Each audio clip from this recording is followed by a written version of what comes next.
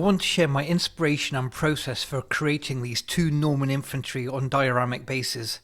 If you've seen my Crewboy videos, and I recommend you take a look, then you'll know that, like Megan Trainor, I'm all about that base. Once upon a time, a Dungeon Master announced the start of a new D&D campaign.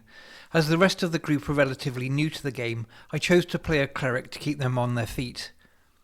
I normally play roguey, rangery, outdoorsy types. Making a model for a new character helps me to bond with it, and I wanted to go that extra mile to feel the love for my cleric. For this project, I wanted to create a cleric in what D&D 5e calls chain mail. It's heavy armour made out of mail.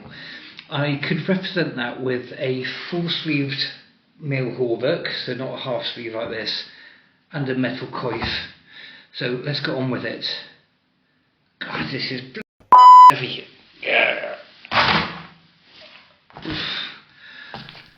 There are lots of off-the-shelf options like this cleric from Otherworld Miniatures, and the Frostgrave Knights kit has loads of options.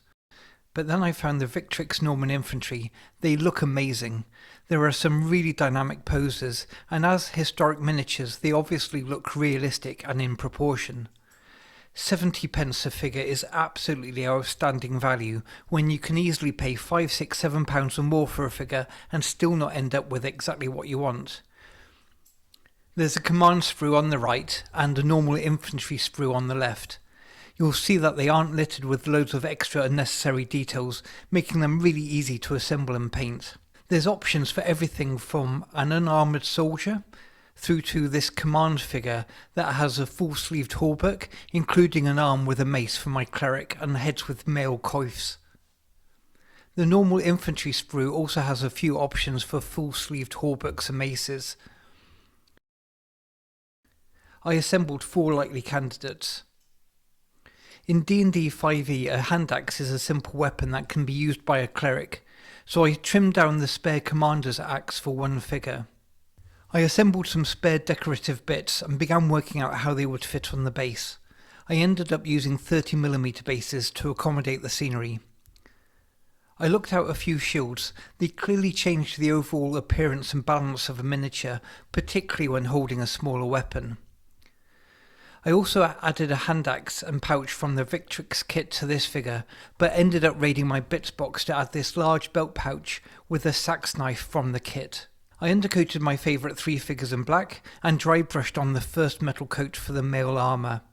The stonework on the bases was sprayed a concrete colour and given a wash of Agrax Earthshade. I used a creamy grey to pick out the highlights.